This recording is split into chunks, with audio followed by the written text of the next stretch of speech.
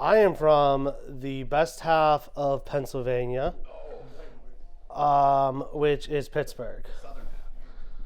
I mean, it is the southern half. Yes, that is correct. Southwestern Pennsylvania. I'm from Pittsburgh, but my company is live here and commercialized in Lancaster. And yes, I know I say that wrong. Do not judge me. Come to Pittsburgh and say some words, and I'll also correct you, as well as York, Harrisburg, and Carlisle.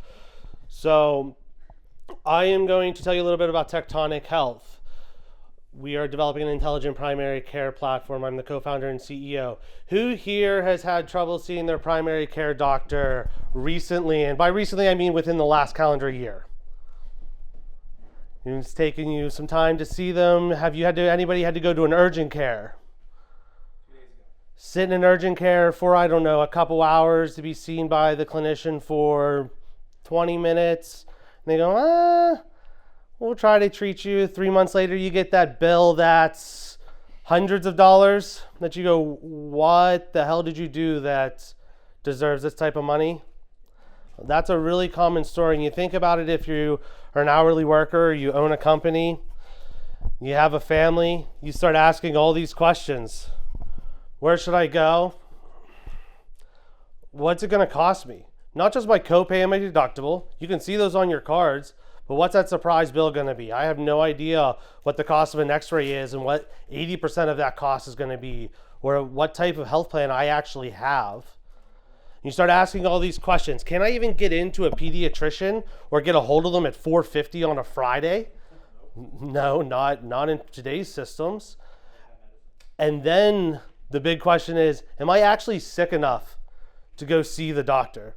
Do I need to do that? And if you look at the statistics today with how many times we delay care as Americans, the answer is typically, no, I'm not. I'm just going to wait it out. But that's not how it actually has to be.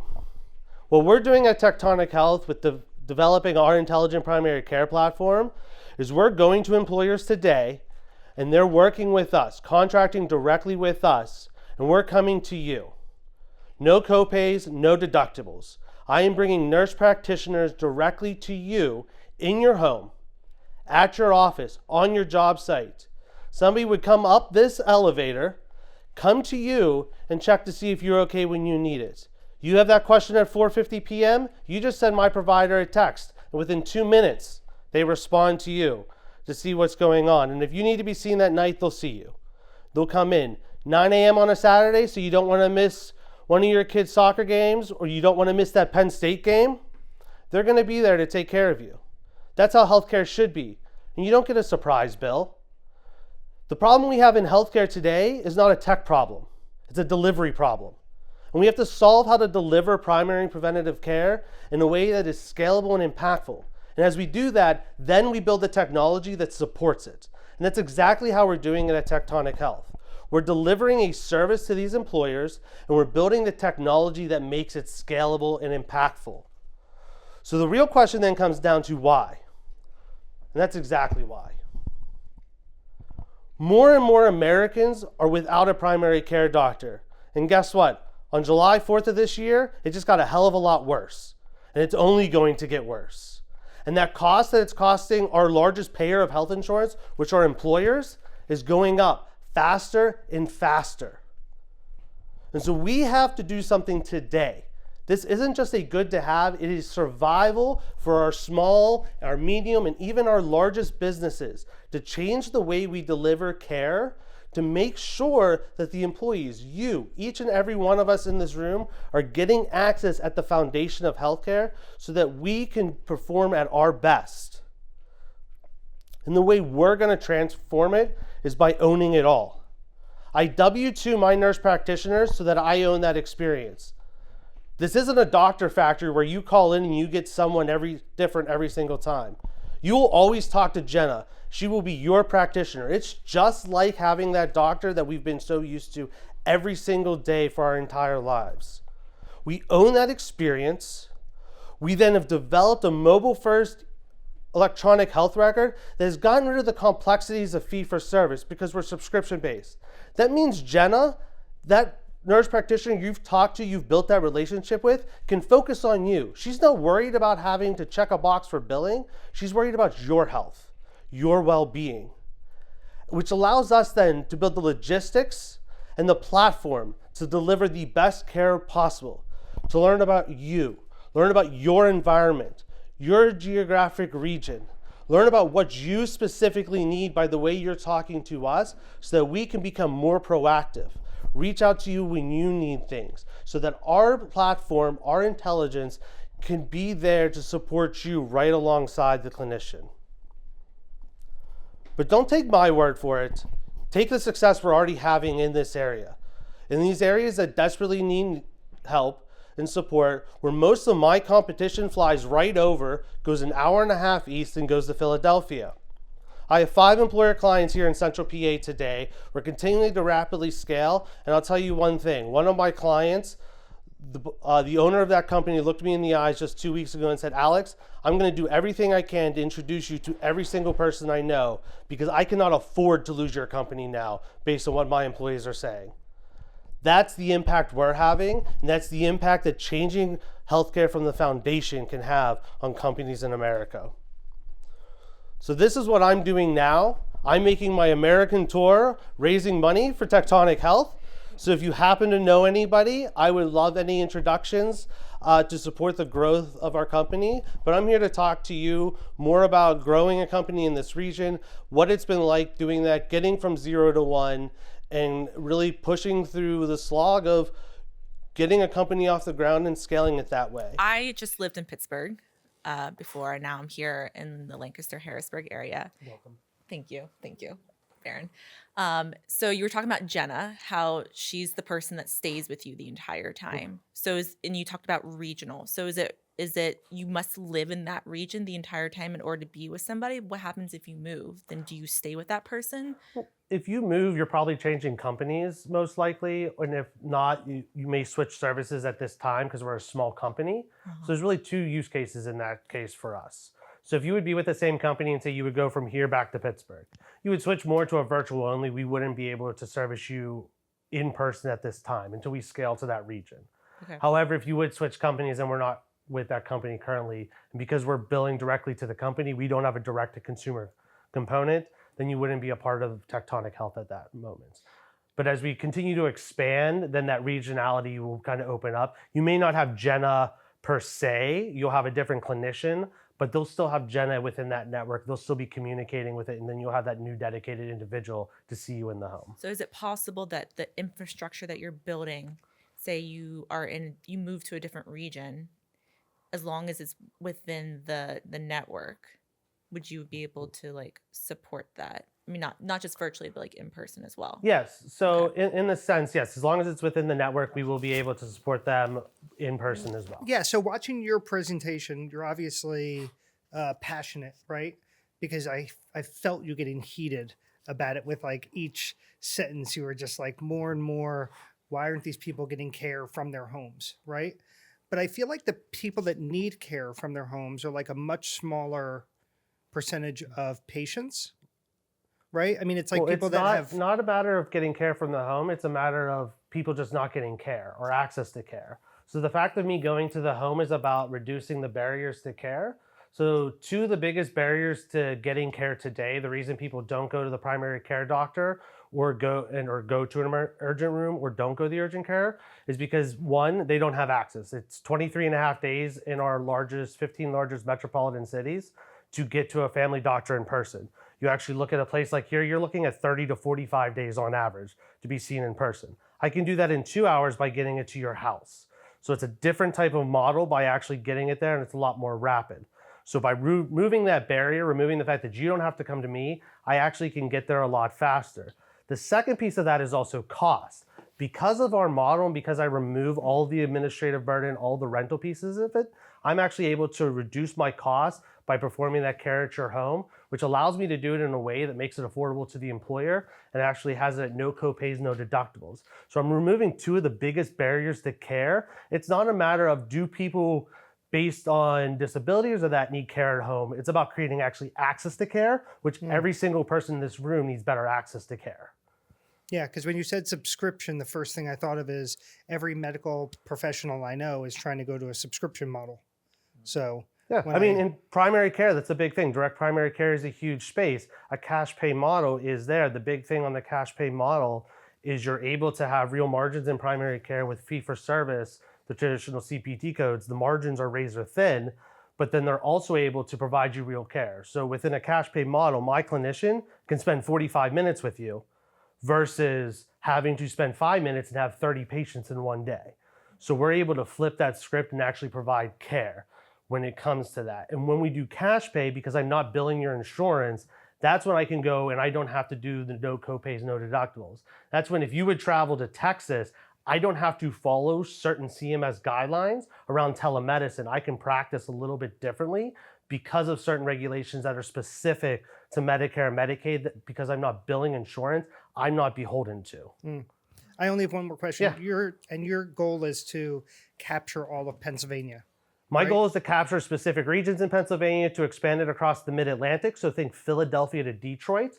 And then as I expand across there, we'll build out the intelligence within our platform, and then I will license it to other regions. So I will go and look at places like Mass General Brigham, who has a huge home health component within their hospital, big believers in use of technology for that. And I'll license my platform, which will make that home health piece much stronger and more powerful. So looking beyond my footprint and the service, which has limits on the scalability and the rapidness of scalability, Yeah. I'll be able then to put the pedal to the metal with the technology to say, okay, here's Atlanta, here's Seattle, here's Boston, here's my tech. Patient, do they have to pay cash or it's covered by the subscription? Everything's covered by the subscription. And then so- the business can buy a lower tier medical plan and save cost on their primary care insurance, or they skip that and people go to the marketplace? So it really depends on the employer. So most of the employers, the way that it works is they just, pardon me, they will pay us a flat per employee per month fee.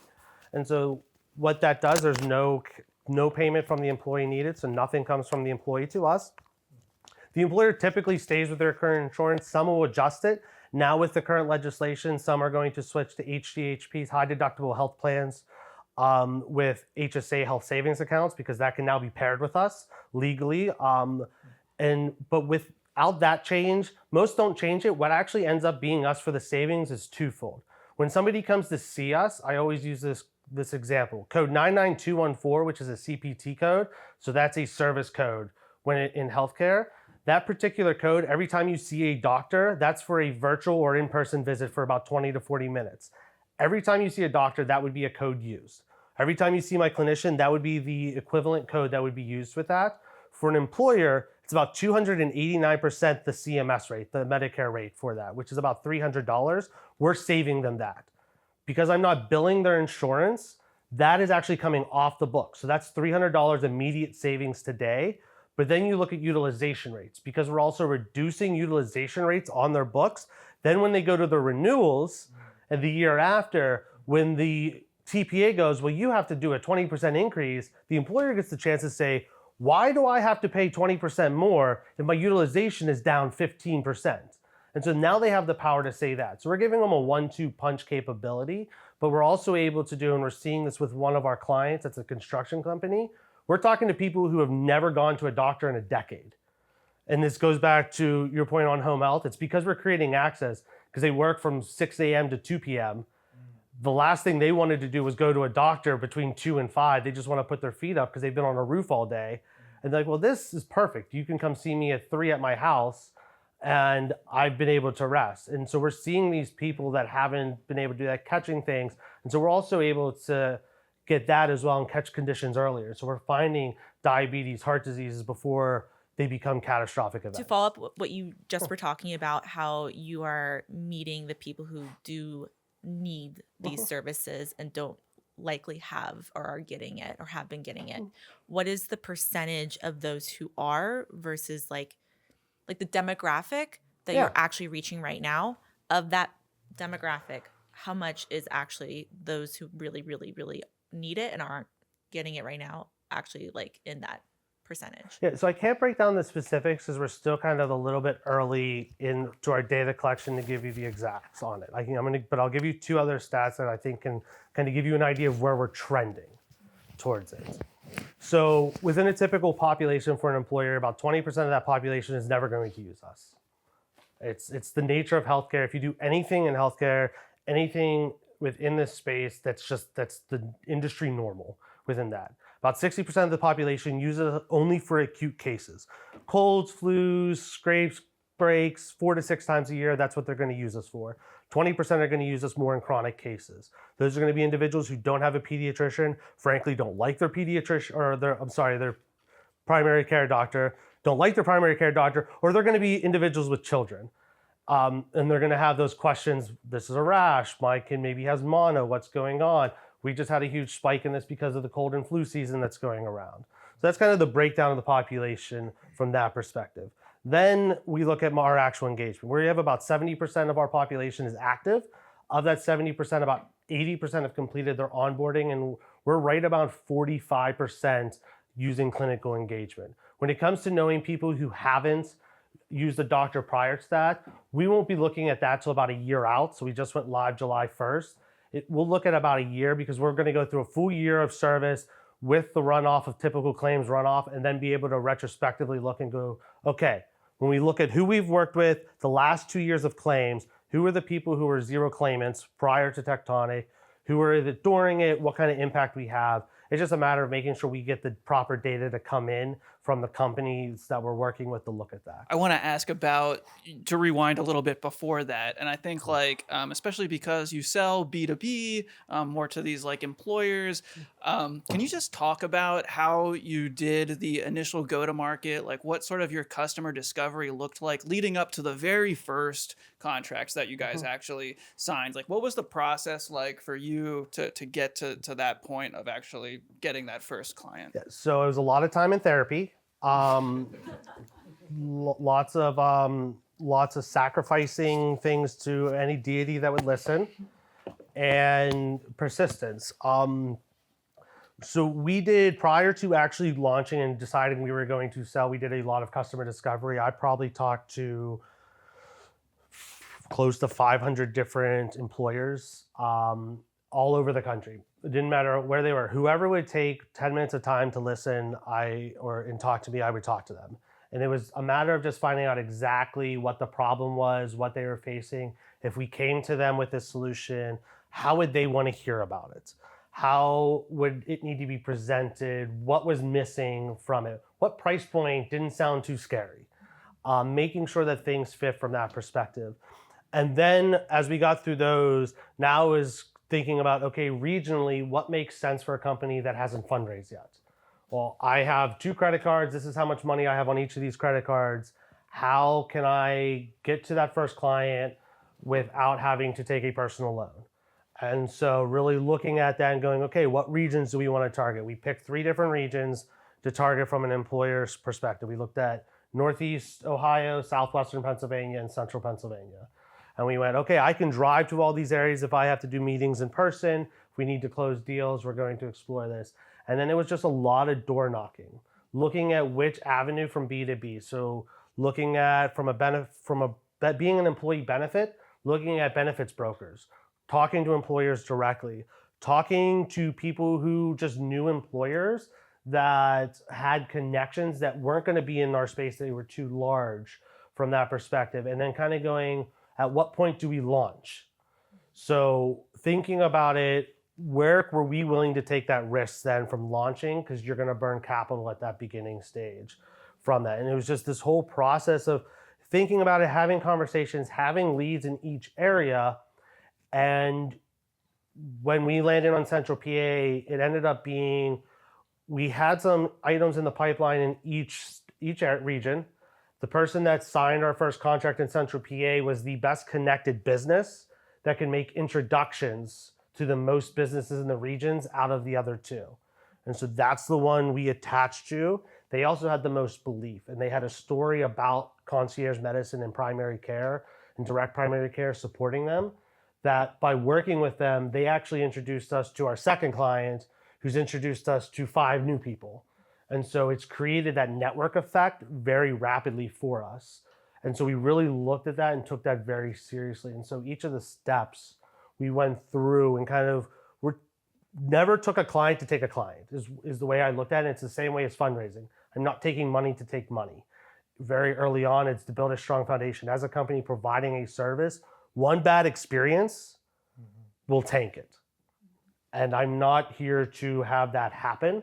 It's the same when I'm hiring people. I'm always thinking about that in the back of my mind. One bad clinician can tank everything for me right now because I only have 4 of them. And so we're not at a scale that I have to protect the company at all costs. That is my job. I now, because I am fundraising, have a fiduciary responsibility to people. And so that's the thought process I've had to have from the beginning. And we've always thought about it that way and making sure we put ourselves always in a position of success. And that's something that a lot of healthcare startups, I've seen a lot of them through my career, and a lot of startups I've seen not do, is they don't position themselves for a win situation when they get that first client to get the best stats, to get the best opportunity for them. Maybe it's a little less money, but then you come out with the best data that you can get that next client, which is an even bigger win than the first one. I have a quick question, then I'll give it to you, Skylar. You mentioned them briefly, and I think you touched on one question. I work in the insurance industry, so I'm very curious how your conversations and game plan goes as it relates to employee benefits brokers. Like, do they see you as putting up a big middle finger? Do they see you as another revenue stream? Do you see them as a referral partner? Like, what's the angle there? Yeah. So and how do you think it might change? it really depends on the broker. Right. Some brokers think I'm giving them the middle finger, and frankly, I'm giving them the middle finger. And this is no insult, but a big insult to those brokers who are just not in it for the right reason. Yeah. And so to them, that's exactly what I'm doing. Most brokers that I'm working with, it is a referral play for us. And the reason they're bringing us on and our best partner right now, the reason that they have us, one, their biggest client uses us. Two, they've realized that, okay, with Tectonic, I can compete. It's a family office. I can compete with a USI and an Aon and all of them because I can say I have this, they don't. And so I'm able to use that to a competitive advantage in a region like this for those family offices while we're scaling to do that. So it's more looking at that way and not having to provide any type of kickback or financial incentive to them. It allows them to get business and strengthen their book of business while I get business as well from that area. Most brokers, if I go in, and this is something I've been very adamant about, just because I think it keeps my company in a good spot. If a broker asks me for kickback on that, I'm probably going to actually literally give them the middle finger and walk away, because it's just not a space that we need to be in. And that's a reason why healthcare and health insurance and pharmacy costs are really shitty in this country. Tell us about your founding team and the skill sets that you bring and how you put that together. Yeah. So my co-founder is a physician assistant. He has 15 plus years in primary and preventative care. So his background is really on the clinical side. He understands the idea and is experienced firsthand clinician burnout. He's also just talked to thousands of patients when it comes to access to care. So he's heard the stories. He's had the blue collar workers who said, I'm only in here because my wife threatened me with the couch. And so he knows that stories. He knows the experiences that these patients have. My background, I've worked in healthcare for over a decade now. So I have a background in clinical exercise physiology, as well as a master's in clinical exercise physiology in my MBA. So I bridge the gap between the clinical and the business side. So really bringing together the business know-how, but understanding a clinician and what he's trying to say, which is in itself makes me bilingual. And so really kind of that's our founding team. What we then did is we joined an accelerator out of Ohio, and that's where we found our fractional CTO. And we're working with a venture studio to build this. We recognize neither of us are technical in the sense of being able to build the technology, but it also doesn't make sense for me to hire a tech team that's a high turnover industry while I'm also hiring nurse practitioners, which is a high turnover industry, and having to manage, well, what if I have a problem on both sides of the equation? So we're working with a studio to build it, and they've been fantastic. And if somebody would leave that studio, which nobody's left that studio in over a decade, that they can manage that and I will still get my product out. And then I can just manage the hiring on my side for the clinical team. So we really had the business, we brought the business and the clinical side together, and then brought in somebody on the tech side to really take our vision and run with it And we're building out an advisory board right now that's bringing in some more technical folks that can help us plug some holes to really create more of that intelligent piece. What does the logistics look like? What does some of the clinical experience look like for our clinicians, et cetera? What like percentage did they go for? Or what's the sort of terms that you have with that group? Yeah, so right now they own 0%. And so because they are a part of the accelerator that we are a part of, there's a conflict of interest for them to have any percentage. There will be a percentage with them, which will probably be somewhere around 5% is what we will end up agreeing to. We've kind of verbally said, hey, this is what it'll be. But right now it's just we're paying for them. And so we pay them out, but they've also helped us get almost $100,000 in matching grants. So we've paid only had to really pay for half of our MVP and what's live now and some of the running costs, because they've gone out and they said, well, there's this free money in Ohio that we've gotten. I have strategically put a headquarters in Ohio to get said free money. And we've just been matching that to keep everything moving forward. So they've supported us in that sense as well. It sounds like you're creating a system that's going to, in a way, remove barriers, but also create more of a preventative healthcare system, which is very, very different than what is currently existing right now in the United States. What's interesting is, so yes and no. So we're taking a model that in the United States 120 years ago was the most common thing you had for primary care, the house call. It was every primary care visit was at your home. And we're just bringing it back to this century, bringing technology on it. Primary care it is part of a preventative medicine, but it's also not all preventative medicine. There's an acute nature to it. So in a sense, yes, we are trying to rebuild the foundation of healthcare. That's more the way I look at it. So I don't think pushing us and saying, hey, we're going to be changing preventative medicine is necessarily the avenue that best reflects it, because there's a lot more, that's a very, very complex area. And there's a lot more than just primary care that we have to look at. We have to start looking at a lot more components of it that we have to get into, and how to really look at preventative medicine with going into population health and those types of components that go into preventative care. We're really just taking a component of it and trying to improve on it, improve that access into the primary piece of it, which has a large preventative care, which we hope becomes a driver for better population health, those types of things, and that better access piece that can then shift into these other components of it. So I'm hoping to be a cog in that wheel, but I don't feel comfortable for myself saying today that we're going to be the catalyst for that. But we may be the inspiration for it. I think maybe that would be it.